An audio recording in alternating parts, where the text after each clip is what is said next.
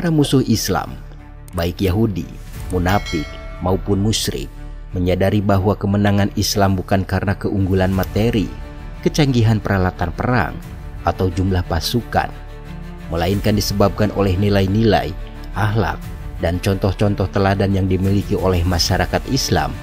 Musuh-musuh Islam mengetahui bahwa sumber dari semua nilai-nilai Islam yang ada dalam jiwa setiap muslim adalah teladan Nabi Muhammad SAW yang sangat mengagumkan. Mereka juga sudah menyadari bahwa menghancurkan agama Islam tidak mudah, terutama dengan kekuatan senjata. Hal ini sudah mereka rasakan sendiri dalam peperangan sebelumnya. Oleh karena itu, mereka mencoba melancarkan serangan propaganda melalui jalur akhlak dan tradisi kehidupan sehari-hari. Sasaran serangan utamanya adalah pribadi Rasulullah SAW. Orang-orang munafik ini merupakan penduduk Madinah. Mereka telah lama tinggal di kota itu dan mengetahui adat istiadatnya. Oleh karena itu, tidaklah sulit bagi mereka untuk mempengaruhi dan mengusik perasaan orang-orang muslim yang ada di sana. Mereka menyebarkan fitnah dan tuduhan palsu terhadap Rasulullah SAW. Mereka juga berusaha untuk merusak moral dan akhlak masyarakat muslim. Pimpinan semua tindakan jahat ini adalah Abdullah bin Ubay. Dia adalah seorang munafik yang sangat licik dan berbahaya. Dia berusaha untuk memecah belah umat Islam dan menghancurkan agama Islam. Abdullah bin Ubay dibakar api kebencian dan dendam terhadap Islam dan umat muslim, terutama kepada Rasulullah SAW. Gejolak permusuhan ini berakar dari rasa kehilangan kekuasaan di Madinah yang sebelumnya sudah ia anggap dalam genggaman. Sebelumnya, suku Aus dan Khazraj telah sepakat mengangkatnya sebagai pemimpin dan bahkan telah menyiapkan mahkota untuknya. Namun justru Rasulullah SAW yang dipilih oleh kaum Aus dan Khazraj untuk memimpin Madinah. Sejak awal Hijriah, Nabi Muhammad SAW ke Madinah, Abdullah bin Ubay telah dibakar api kebencian dan kedengkian. Padahal saat itu ia belum memeluk Islam dan baru pura-pura beriman. Bahkan setelah memeluk Islam, sikap permusuhan terhadap Allah, Rasulnya, dan kaum mukmin tak kunjung lenyap. Pikirannya dipenuhi oleh satu tujuan, menghancurkan masyarakat Islam. Ia juga berpihak kepada musuh-musuh Allah, di antaranya dengan ikut campur dalam urusan kaum Bani Kainuka. Selain itu, ia melakukan pengkhianatan dalam perang Uhud dengan tujuan untuk memecah belah barisan kaum muslimin sekaligus menimbulkan kekacauan di antara mereka. Alangkah keji dan busuknya hati Abdullah bin Ubay hingga tega berbuat licik dan menipu kaum muslimin. Setelah berpura-pura memeluk Islam, setiap hari Jumat tatkala Rasulullah SAW duduk bersiap berkhutbah, Abdullah bin Ubay akan berpidato penuh olokan dan sindiran terhadap Rasulullah. Abdullah bin Ubay juga menjalin hubungan dengan Bani Nadir dan bersekutu dengan mereka untuk menyerang umat Islam. Bahkan dia pernah menegaskan kepada mereka, "Jika kalian keluar, maka kami akan keluar bersama kalian. Jika kalian diserang, maka kami akan membantu kalian." Dalam perang Ahzab, Abdullah bin Ubay dan rekan-rekannya kembali melakukan hal yang sama, yaitu menyebarkan keresahan dan kekacauan, serta menimbulkan ketakutan dan kebingungan di kalangan umat Islam. Hal ini sebagaimana difirmankan oleh Allah Subhanahu wa Ta'ala dalam Al-Quran surat Al-Ahzab ayat 12-20. Ketika Rasulullah SAW menikah dengan Zainab binti Jahsy, kaum munafik melihatnya sebagai peluang untuk melancarkan serangan. Mereka mulai mengarang cerita bohong untuk memfitnah beliau terkait peristiwa pernikahan tersebut. Abdullah bin Ubay dan para pengikutnya menuduh Rasulullah melanggar ketentuan Al-Quran dan adat istiadat Arab. Fitnah yang ditebarkan oleh Abdullah bin Ubay berhasil memasuki sebagian kaum muslimin yang imannya belum kuat, maka turunlah ayat-ayat Al-Quran yang menjelaskan masalah ini untuk menyembuhkan hati yang telah terlanjur terpengaruh. Allah Subhanahu wa Ta'ala berfirman dengan tegas dalam Al-Quran, "Wahai Nabi, bertakwalah kepada Allah dan janganlah engkau menuruti keinginan orang-orang kafir dan orang-orang munafik. Sesungguhnya Allah mengetahui, Maha Bijaksana." Quran Surat Al-Ahzab ayat 1. Rasulullah Shallallahu Alaihi Wasallam menghadapi semua cobaan itu dengan sabar, tenang, dan lemah lembut.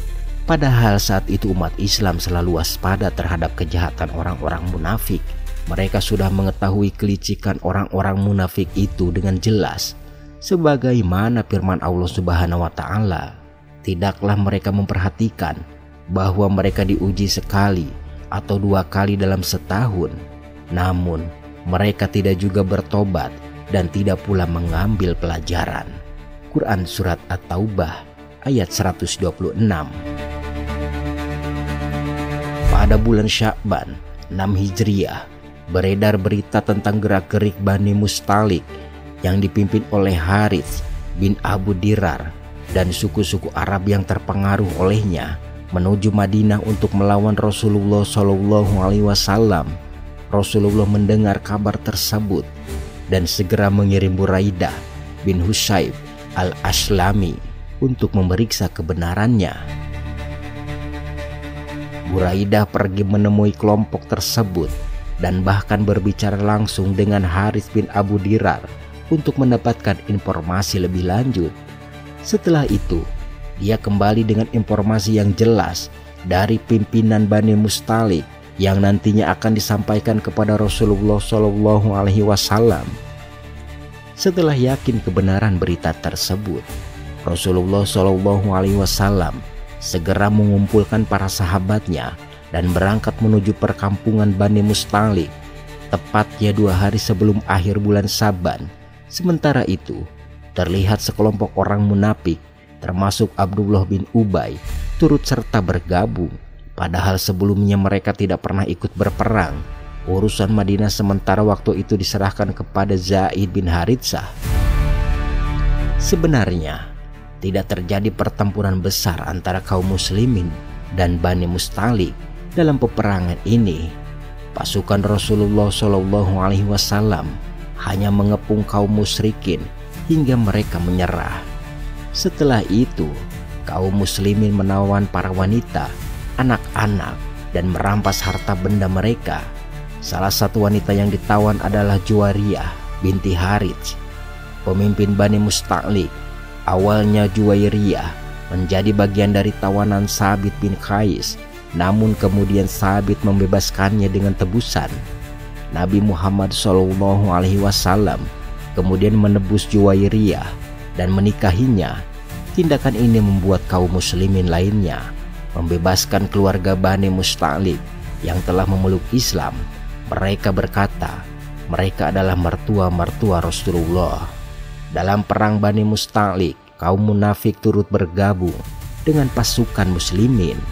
Keikutsertaan mereka digambarkan Allah Subhanahu wa Ta'ala dalam firman-Nya, "Sekiranya mereka keluar bersama kalian, sungguh mereka tidak akan menambah kekuatan kalian.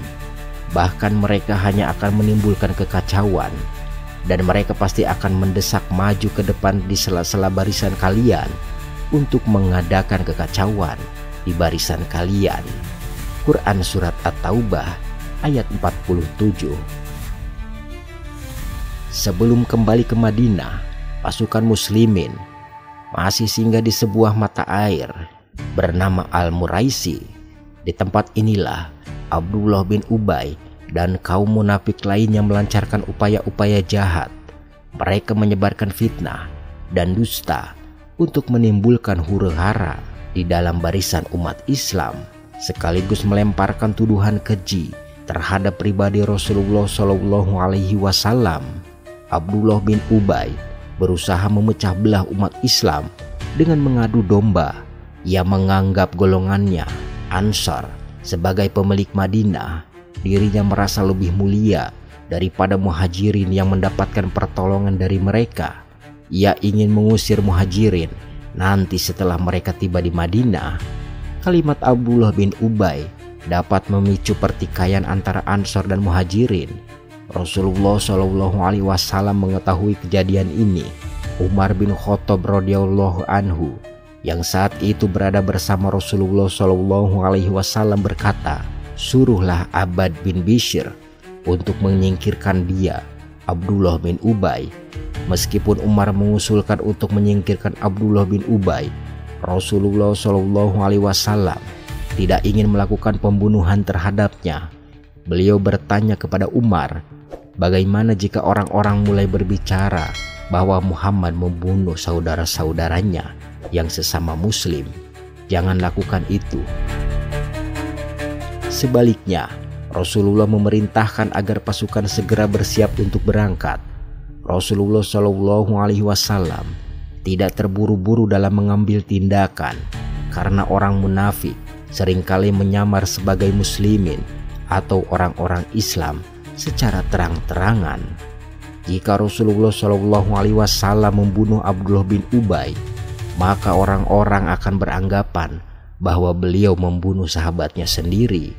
Anggapan ini akan memberikan citra buruk terhadap dakwah Islam.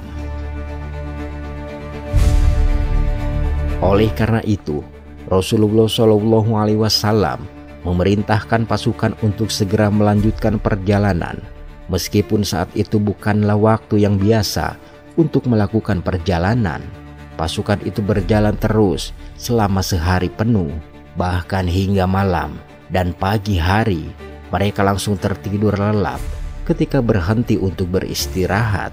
Kelelahan fisik membuat mereka tidak memiliki kesempatan untuk membicarakan peristiwa di mata air Al-Muraisi. Dengan demikian, mereka terhindar dari perbincangan yang dapat menimbulkan perpecahan. Upaya Abdullah bin Ubay untuk mengadu domba Ansor dan Muhajirin tidak berhasil. Terdapat 3 karakter orang munafik, yakni apabila ia bicara, maka dia berdusta, apabila ia berjanji, maka ia tidak menepati, dan apabila diberi amanah, maka ia berkhianat. Agar seorang mukmin dapat terjaga dari sifat nifak ini, berikut beberapa nasihat dari Syekh Muhammad Shalih Al-Munajjid. Yang pertama, bersegera melaksanakan salat jika waktunya telah tiba dan berusaha mendapatkan takbiratul ihram, imam salat jamaah di masjid. Yang kedua, berakhlak baik dan memperdalam agama. Yang ketiga, bersedekah. Keempat, menghidupkan salat malam. Yang kelima, berjihad di jalan Allah. Yang keenam, memperbanyak zikir. Yang ketujuh, berdoa. Baginda Nabi SAW pernah bersabda, tanda keimanan ialah mencintai kaum Ansor, sedangkan tanda kemunafikan adalah membenci kaum Ansor. Hadis riwayat Al-Bukhari dan Muslim. Demikianlah kisah kita kali ini. Semoga dapat meningkatkan keimanan dan ketakwaan kita kepada Allah Subhanahu wa Ta'ala dan menjadikan kita semangat dalam menjalankan syariat agama kita, agama Islam, sebagaimana yang telah dicontohkan oleh Rasulullah dan para sahabatnya, generasi terbaik umat ini. Dan semoga Allah Subhanahu wa Ta'ala mengizinkan dan meridhoi kita tetap berada dalam barisan umat Nabi Muhammad SAW hingga di akhirat kelak. Amin ya rabbal alamin. Insya Allah, kisah tentang sirah nabawiyah Nabi Muhammad SAW akan kita lanjutkan pada kesempatan berikutnya. Jangan lupa untuk like, share, dan subscribe channel ini untuk terus mengembangkan kisah inspiratif lainnya. Wassalamualaikum warahmatullahi wabarakatuh.